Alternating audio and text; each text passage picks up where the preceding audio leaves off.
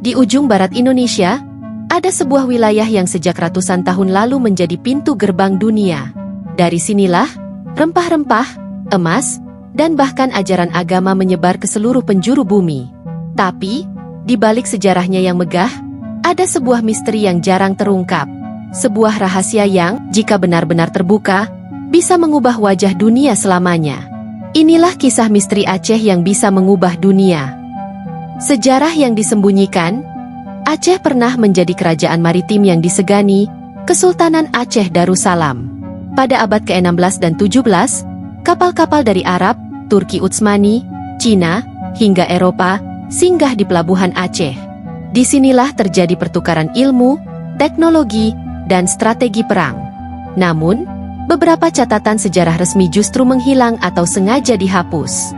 Ada rumor bahwa di dalam perpustakaan kuno Kesultanan Aceh, tersimpan naskah rahasia berisi peta jalur perdagangan global, teknologi navigasi canggih, dan catatan diplomasi rahasia yang melibatkan kekuatan dunia. Pertanyaannya, siapa yang menghilangkannya? Dan, untuk tujuan apa? Beberapa peneliti meyakini, dokumen-dokumen itu dibawa keluar Aceh saat Belanda menyerang pada akhir abad ke-19. Namun, ada pula yang percaya, naskah itu tidak pernah keluar dari tanah Aceh. Konon, tersimpan di ruang rahasia bawah tanah sebuah masjid tua. Dan hanya orang-orang tertentu yang tahu bagaimana membukanya. Bukan hanya naskah, tapi juga benda-benda misterius, termasuk logam langka yang dipercaya mampu menjadi sumber energi masa depan. Jika dikuasai, bisa membuat sebuah negara, bahkan dunia, berubah total. Kaitan dengan dunia modern, mungkin terdengar seperti kisah legenda, tapi mari kita lihat fakta. Beberapa tahun terakhir, para peneliti internasional diam-diam datang ke Aceh, terutama di daerah pesisir dan pegunungan. Mereka mencari sesuatu, dan dalam beberapa laporan, ditemukan mineral dan material yang jarang ada di dunia. Apa mungkin ini adalah bahan yang sama dengan yang tercatat di naskah kuno itu? Jika benar, maka Aceh memegang kunci bagi teknologi energi bersih, atau bahkan teknologi militer yang bisa mengubah peta kekuatan dunia.